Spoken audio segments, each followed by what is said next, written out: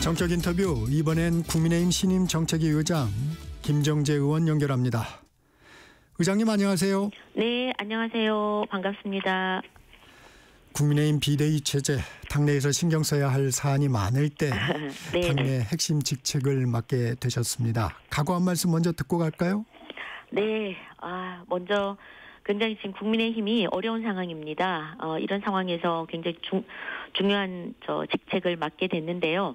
어찌되었든 간에 저희 야당으로서 해야 될 일은 그 거대 여당, 민주당의 그 어떤 무책임한 그 국정 운영이나 그 일방 독주, 밀어붙이기, 또 포퓰리즘 이런 등등에 대해서 견제하는 역할을 제대로 해야겠다는 생각을 합니다.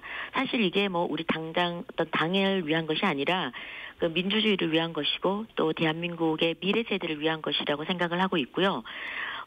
저희 국민의힘이 과거 한나라당 시절부터 가장 국민들로부터 신뢰받았던 것이 정책 정당이었습니다.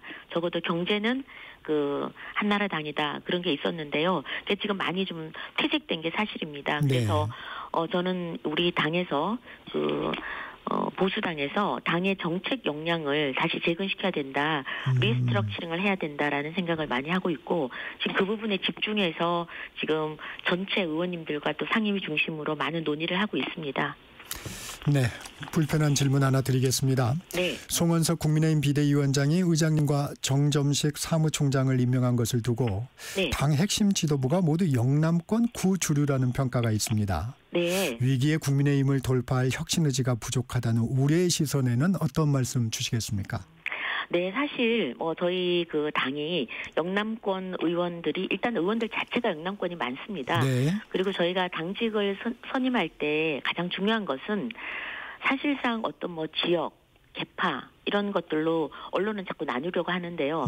실상 당 안에서는 이 일을 맡았을 때 누가 책임감 있게 잘 해낼 수 있느냐 이게 제일 중요하거든요.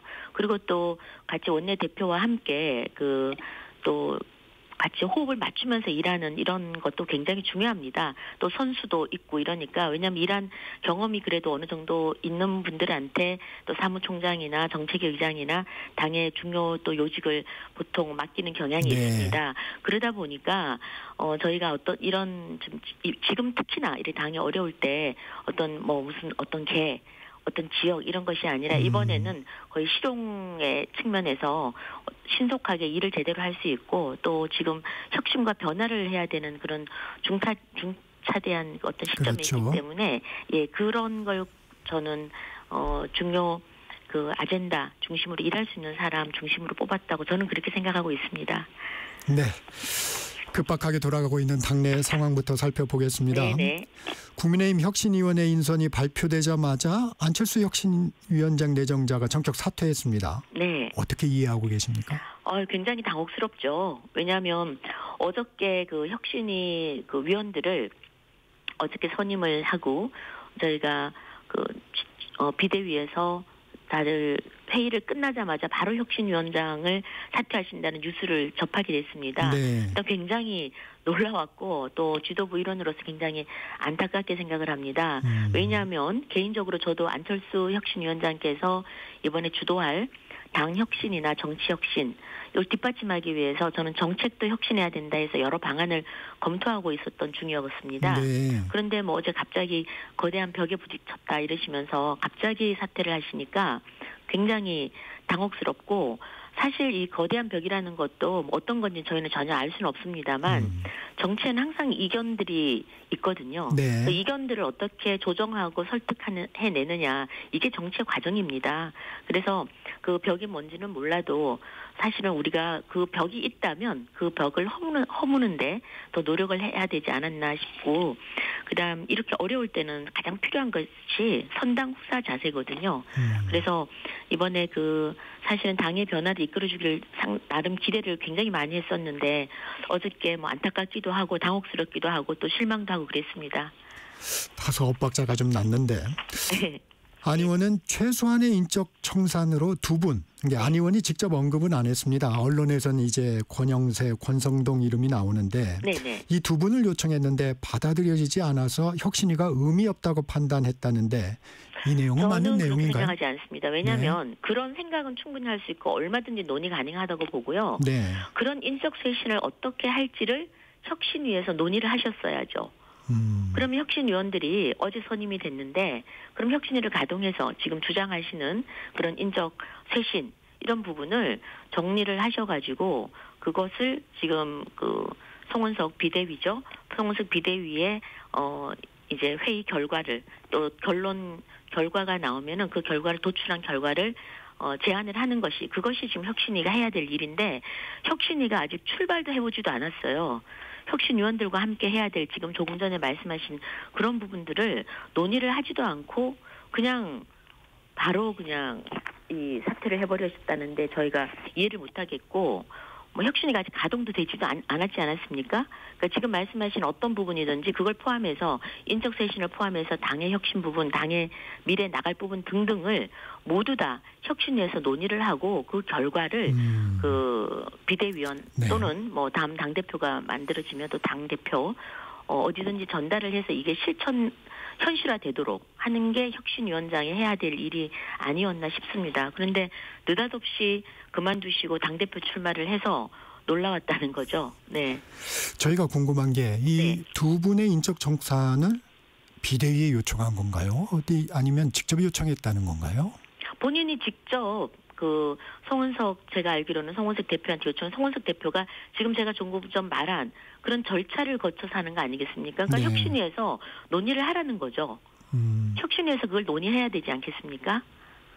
비대위에 요청을 한 건 맞습니까? 아니요. 비대위 요청을 할 수가 없는 것이 뭐 했는지 안 했는지 제가 정확히는 알 수는 없지만 일단 그걸 만약 요청을 한다 하더라도 혁신위를 가동을 해서 거기서 논의를 해서 그걸 요청을 하는 게 그게 절차상 맞죠. 네. 예.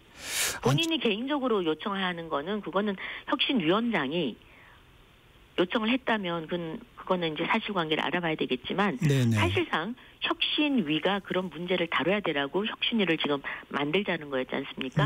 근데 중요한 것은 출범도 하기 전에 어제 사실 출범하기 위해서 위원을 다 선임을 했지 않습니까? 그런데 첫 번째 회의도 하기 전에 아무것도 해보지도 않고 그냥 주장만 하면서 그만둬버린 거죠. 그리고 그만둔 데 멈추지 않고 당대표 출마를 선언했지 않습니까? 그래서 무엇을 위한 사퇴였는지가 저희는 좀 알 수는 없습니다. 안철수 의원은 당에서 발표한 혁신위원들이 합의된 사항이 아니라고 했는데 이건 어떻게 된 건가요? 제가 알기로는 본인이 원한 분들 전부라고 알고 있습니다. 혁신위원장이 사퇴를 했는데 그러면 혁신위는 어떻게 되는 겁니까? 혁신위는 아직은 뭐 어떻게 지금 비대 위원장으로부터 특별히 저희가 들은 얘기는 없습니다만 또 다른 적절한 분을 임명을 할지 아니면은 혁신위가 지금 위원들은 선임을 했는데 이거는 뭐 안철수 위원장님께서 제안한 위원들이었거든요. 그러니까 지금 위원장이 사퇴를 하셨기 때문에 추후 논의를 좀 해봐야 될 것 같습니다. 아직 방향이 잡히기엔 시간이 좀 짧군요. 국민의힘 전당대회 구도도 살펴보겠습니다. 국민의힘 최다선 의원인 6선의 조경태 의원이 전당대회에 출마하겠다는 뜻을 공식적으로 밝혔습니다. 어떻게 보십니까? 저는 뭐 당대표는 누구든지 출마할 수 있다고 보고요. 지금 당이 어려운 상황에서 더 많은 유능한 분들이 나오셔서 그야말로 당원들의 당심도 또 그리고 민심도 함께 챙겨 나가면서 투명하고 또 공정한 경쟁에 많이 참여할 다다익선이라고 생각을 합니다. 지도부여서 말씀이 좀 곤란하실 수도 있지만 김문수 전 고용노동부 장관, 대선 후보였던 김 전 장관의 당대표 도전은 어떻게 보십니까? 저는 조금 전에 말씀드렸다시피 누구나 참여할 수 있다고 보고요. 예전에 홍준표 대통령 후보 시절에도 2017년 대통령 후보 끝나고도 바로 당대표에 도전한 것으로 알고 있습니다. 그래서 어차피 당대표를 선출하는 것은 국민 여론과 또 당의 여론이기 때문에 누구나 다 출마 자격은 있고 또 그 결과는 또 국민들의 심판을 받아야 되겠죠. 어제 여야 정책위 의장 상견례가 있었습니다. 네네. 여대 야소 상황에서 여야 간 정책협의 어떻게 일어나가 계시겠습니까? 네네. 정책이라는 것은 사실은 법안을 논의하고 정책을 주로 논의하는 데이기 때문에요.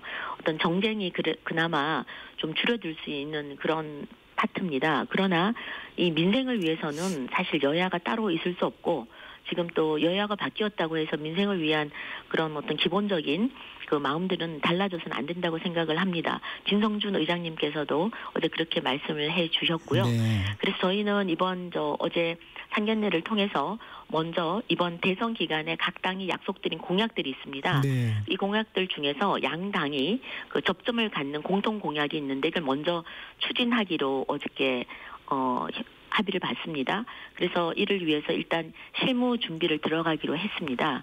다만 지금 여야가 그 극명하게 좀 이견이 있는 그런 노란봉투법이나 방송 3법 그리고 양곡관리법 등 농업사법 네. 등등 이런 법안에 대해서는 적어도 일방적으로 밀어붙여서는 안 된다라는 입장을 전달을 했고요. 네. 진성준 의장께서도 거기에 대해서는 상임위를 통해서 충분히 논의를 하자라고 저희가 긍정적으로 좀 화답을 해 주셨습니다. 진 위원장은 앞서 네. 인터뷰에서 먼저 공통공약 입법을 추진하자는데 제안을 해 주셔서 감사하다. 네네. 이런 얘기도 하시더라고요. 네네. 네. 쟁점, 네, 말씀하십시오. 네네. 아니, 그러니까 지금 저희가 사실은 국민을 위해서 민생 법안들이 많이 있는데 이것들이 쟁점 법안 때문에 계속 미뤄져서는 안 되거든요. 그래서 일단은 먼저 양당이 서로 합의할 수 있는 거는 빨리빨리 추진을 하자. 조속히 추진을 해서 그 민생이 돌아가게 하고 그다음 이견이 있는 법들은 사실은 정치적인 이해관계 집단들이 많이 얽혀 있는 겁니다. 또는 자유시장 경제 질서를 조금 흔들 수 있는 것 또는 헌법 질서를 좀 흔들 수 있는 것들이 있기 때문에 이런 부분들은 어느 일방적으로 밀어붙여서는 안 된다는 것은 뭐 당연한 것이고요. 이것은 분명히 속도 조절을 해가면서 하는 것이 저는 맞다고 생각을 합니다. 그 부분에 대해서 진성준 의장께서도 동의는 해주셨는데 얼마나 실천할지는 저희가 두고 봐야 되겠죠. 네. 이 쟁점 법안 좀 살펴볼까요? 네네. 그 노란봉투법, 이른바 이제 하청 노동자의 원청 책임을 좀 강화하는 부분, 파업 노동자에 대한 손해배상 청구를 제한하는 부분인데 여기에 대한 우려는 어떻습니까? 사실은 그런 부분에 대해서는 노동자 입장을 더 많이 좀 입장을 들어주는 그런 게 있기 때문에 또 위헌 소지도 있고요. 또 산업 현장에서 갈등을 굉장히 악화시킬 수가 있습니다. 그래서 저희가 그 쟁점이 되는 부분들 중에서 서로가 양보할 수 있는 이 법을 사실은 모든 법들이 기본적으로 통과시켜야 될 부분들도 있지만 항상 독소 조항들이 있거든요. 네. 독소 조항들을 어떻게 여야가 이해관계 집단들을 설득해 가면서 조절하느냐 이게 중요한 것 같습니다. 그래서 이번에는 좀 시간도 좀 많이 있기 때문에 좀 더 노동자들과 또 경영자들 양자 노사 쪽의 입장을 좀 더 들어보고 그 편차를 좀 줄여서 이 법을 좀 수정을 해서 통과를 예를 들어서 독소 조항을 다 없어진다면은 법도 통과시킬 수가 있겠죠. 지금으로서는 조금 힘들 것 같습니다. 좀 수정해야 될 부분이 많은 것 같습니다. 당장 방송 3법이 충돌하고 있습니다. 네네. 어떻습니까? 이 법안에 대해서. 방송 3법도 이것도 어제 그냥 민주당에서 일방적으로 통과를 시켰는데요. 민주당의 이 입장은 분명한 것 같습니다. 적어도 방송만큼은 우리가 완전히 장악해야 되겠다.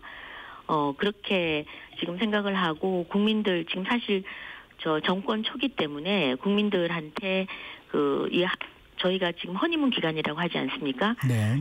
이래서 저희 야당에서도 특별한 정말 발목 잡기를 하고 이러는 거는 지금 저희가 굉장히 하지를 않는 기간이 바로 이 허니문 기간이라고 그러는데 이 기간을 지금 악용해서 방송 3법을 그냥 밀어붙이고 있는 것 같습니다.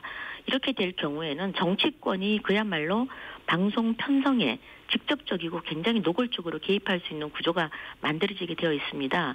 그 이사수를 늘리는데 늘린 이사수에 상당히 정치권에서 개입을 하게 돼 있고 또 다 아시다시피 지금 민주당 법률안대로라면은 친민주당 또 친민노총 이사의 수가 굉장히 많아지죠. MBC 경우에는 13명 중에 10명 정도가 그렇게 많아지기 때문에 앞으로 향후에는 향후 총선에서 설사 여야가 뒤바뀌어도 언제나 이 언론만큼은 친민주당으로 갈 수밖에 없다. 그래서 이 공영방송이 민주당의 영구 장악이 되지 않느냐 이런 우려를 굉장히 하고 있고요.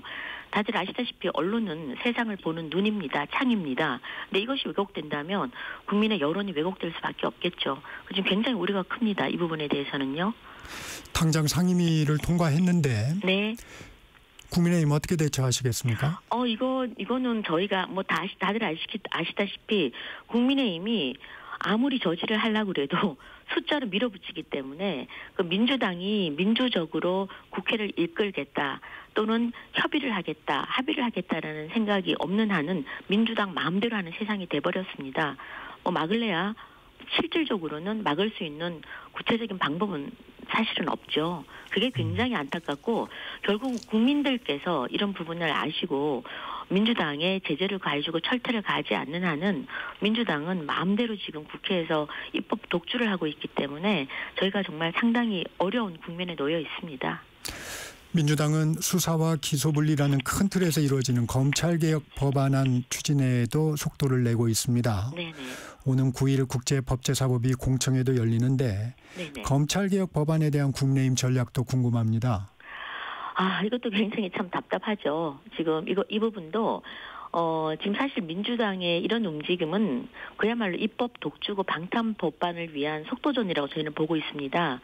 다들 아시다시피 그 형사사법체계라는 것은 국민의 생명과 안전 또 그리고 정의 실현과 직결되는 핵심적인 제도입니다. 이런 그 중대한 그 법률 개편을 불과 며칠만 공청회를 열겠다는 거거든요. 그리고 그냥 밀어붙이겠다는 건데 이것은 진짜 민주적 절차와 국민 여론을 완전히 무시하는 저는 작태라고 보고 있습니다. 그리고 무엇보다도 지금 민주당이 추진하고 있는 그 검찰의 1차 수사권 전면 폐지 그리고 수사 기소 완전 분리는 현실적으로 보면 경찰의 그 수사 능력이나 견제 장치가 충분히 준비되어 있지 않은 상황에서 결국 국민들의 권익을 심각하게 침해할 거라고 보고 있고요. 또 범죄 대응 역량을 약화시키는 결과로 이어질 수 있다라는 우려를 하고 있습니다. 그래서 저희는 이 민주당의 이런 의도가 정말 순수하고 정당한 검찰 개혁이냐? 저희는 아니라고 보고 있습니다.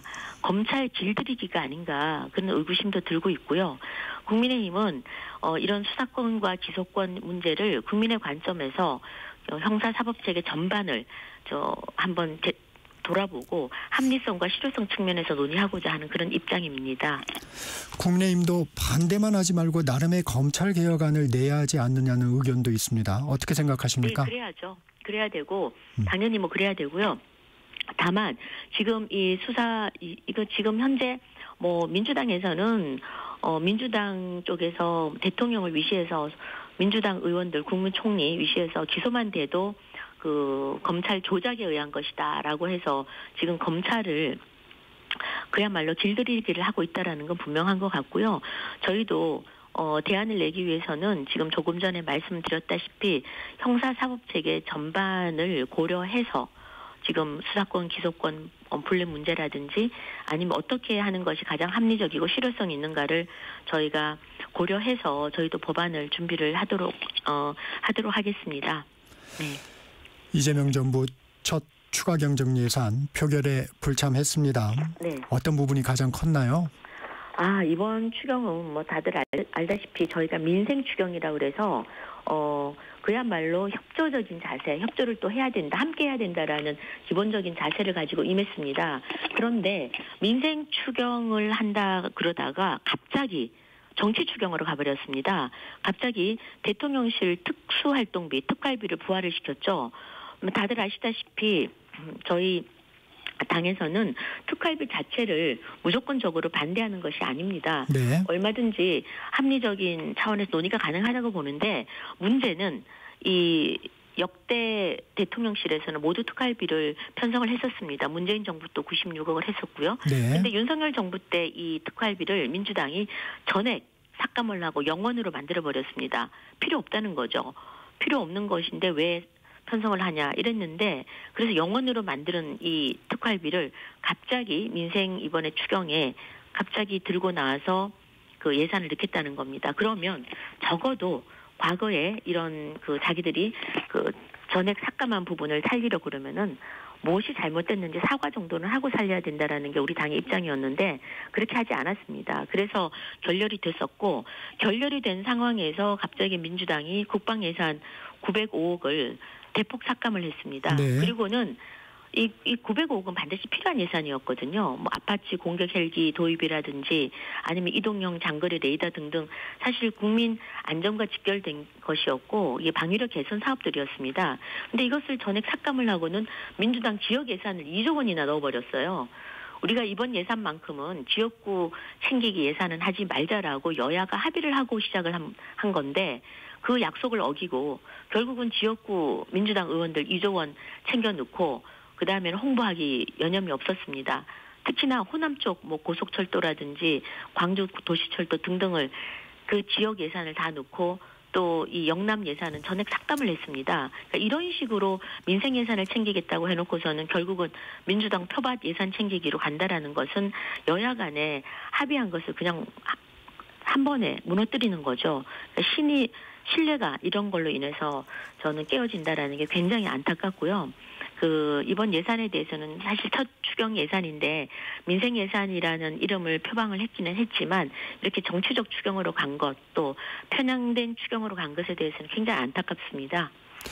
이 특활비 부활과 관련해서 우상호 정무수석은 입장이 바뀐 거에 대해서 국민에게 송구하다고 했고 네. 또 국방 예산 관련해서는 대부분이 이게 불용 예산이었다 이렇게 민주당에서는 얘기를 합니다. 어떻습니까? 아니 정무수석께서 입장이 바뀐 건 유감이라고 했는데요. 이 말이 결국은 이번 이재명 정부와 민주당이 대통령실 특활비 추경 편성은 잘못이라는 걸 저는 시인을 했다고 보고요. 그다음에 불용 예산 국방비가 불용 예산이라고 그러는데 뭐 저희 지역의 저희 지역의 영남권에 저희 지역만 하더라도 영일만 대교 예산도 전액 삭감을 했는데 이런 것도 네. 불용이라는 이름으로 삭감을 했습니다. 이제 6개월밖에 지나지 않았어요. 그런데 아직까지 얼마든지 추진하려면 추진할 수 있는 기간이 남아 있습니다. 반년이 남아 있어요. 그런데 지금 벌써 불용이라는 이름으로 설사 불용이 된다고 하더라도 그렇다고 해서 2조 원을 민주당 지역구 챙기기 예산으로 2조 원을 끼워넣기 정치 추경을 했거든요. 이것만 하지 않았더라도 저희가 그 순수성을 믿겠는데 믿을 수가 없죠. 그리고 지금 저희 당에서 민주당 2조 원 끼워넣기 하기 전에 저희가 민생 예산 관련해가지고 많은 요구를 했었습니다. 지금 현재 싱크홀이라든지 많은 문제 안전과 관련된 것들 요구를 했었는데 우리 국민의힘에서 요구한 예산은 단 1원도 넣어주지 않았습니다. 이런 예산이 있을 수가 없거든요. 여야가 예산을 다루는 데 있어서 오로지 민주당 예산만 넣고 국민의힘 예산을 영원으로 한다. 이거는 정말 그야말로 협치를 그냥 내팽개치고 그야말로 자기 혼자 나홀로 하겠다라는 그런 나홀로 예산이 아닌가. 그래서 굉장히 유감입니다. 인사청문회 얘기도 해보겠습니다. 네네. 이달 중에는 장관 인사청문회가 줄줄이 이어질 전망입니다. 네. 국민의힘에서 이재명 정부 공직 후보자 국민검증센터를 출범한다고요? 네네. 일단 지금 다들 아시겠지만 모든 지금 후보자들을 보니까 한두 명이 아니라 거의 대부분이 상당히 문제를 갖고 있어서 이런 전체적으로 검증 센터를 출범시켜서 국민들의 어떤 제보도 받고요. 이 문제를 국민들과 함께 공유하면서 송곳 검증을 해 나갈 예정입니다. 이번에 보면 특히 문제 소지가 큰 후보자들이 굉장히 많습니다. 김민석 총리야 이미 문제가 굉장히 많다는 거는 국민들이 다들 아셨을 테고 그럼에도 불구하고 인준이 돼서 지금 국무총리로서 역할을 하고 있지만 향후에 지금 적어도 장관들만큼은 저희가 제대로 인사청문회를 좀 하고 국민들도 좀 공감해 주시기를 바라고 있습니다. 먼저 이준수 교육부 장관도 아시다시피 제자 논문 가로채서 중복 게재를 했지 않았습니까? 이런 의혹이 있습니다. 그래서 이건 단순한 실수가 아니라 교육부 수장으로서는 연구 윤리와 또 그리고 책임감 전반에 심각한 문제를 저는 드러낸다고 보고 있고요. 또 권오올 보훈부 장관 후보자께서도 근로계약서도 전혀 없이 지금 여러 기관에서 급여를 중복 수령했다는 그런 의혹이 불거지고 있습니다. 네. 이런 도덕성에도 문제가 있고 조현 외교부 장관 후보자께서도 지금 아들의 갭 투자 문제, 그다음 정동영 통일부 장관 후보자는 뭐 다들 언론에 나왔다시피 가족 전체가 지금 태양광 발전 사업에 직접 종사를 하고 있습니다. 그럼에도 불구하고 국회의원 시절에 이것과 관련한 재생에너지를 더 확대한다는 법안에 참여를 하셨고요. 또 정책적 그 발언도 이와 관련해서 이해 충돌 가능성이 있는 발언을 많이 하셨습니다. 이런 문제 등등을 저희가 집중적으로 좀 다룰 생각입니다. 특검 얘기로 넘어가 보겠습니다. 윤 전 대통령에 대한 구속영장을 내란 특검이 청구를 했습니다. 특검 속도가 상당합니다. 네. 속전속결로 신병확보에 나선 행보 어떻게 보십니까? 저희는 지금 특검을 저희가 지난번에 구속영장을 처음에 신청했을 때 저희가 굉장히 항의를 많이 한 것은 공수처가 구속영장을 청구할 부서가 아닌데도 청구했기 때문에 어떤 법적 절차에 하자가 있었기 때문에 그때 문제 제기를 했습니다. 그런데 이번에 특검에서는 그런 문제는 아니라고는 보고 구속영장을 청구했는데 저희는 뭐든지 이번 이 모든 과정에 있어서 듀프로세스 법적 적법 절차가 지켜주기를 바라고요. 적어도 지금은 현재 이제는 법적 절차의 정당성 이 부분에 저희들이 포커스를 맞춰서 보기 때문에 이 부분만큼은 검찰이든 특검이든 제대로 지켜서 해주셨으면 하는 그런 바람을 갖고 있습니다. 서울과 제주도를 비롯해서 전국 각지에서 외국인 부동산 거래가 늘어나고 있는데 이와 관련해서 김 의장님께서는 국가안보 핵심 시설 주변 지역에 대한 외국인 부동산 거래 제한 법안을 발의하셨더라고요. 네네. 어떤 내용입니까? 네, 최근 다 아시다시피 외국인의 국내 부동산 거래가 급증하고 있습니다. 그런데 이 국가 안보를 위협할 수 있는 우려가 실제로 제기되고 있는데요. 예를 들면 대통령 관저 인근이나 외교 공간이나 또 군사시설 주변에 이 외국인이 토지를 매입하는 사례가 지금 확인되고 있습니다. 이것은 단순히 투자 목적을 넘어서서 외교 안보 위협 가능성이 제기되고 있기 때문에 이와 관련해서 법을 발의했습니다. 핵심 내용은 대통령 집무실이나 외교 공간 그리고 군사시설 등 국가 안보 핵심 시설 주변 지역을 특별관리구역으로 지정하고요. 외국인이 이 지역에서 부동산을 거래하려면 반드시 정부의 사전 허가를 받도록 했습니다. 그리고 이 법안에 따르면은 이런 사전 허가 없이 거래가 진행될 경우에는 무효로 간주하고 2년 이하 징역이나 2천만 원 이하 벌금을 처해줄 수 있다는 그런 내용을 담고 있습니다. 네. 이런 사례들이 좀 나타나고 있나요?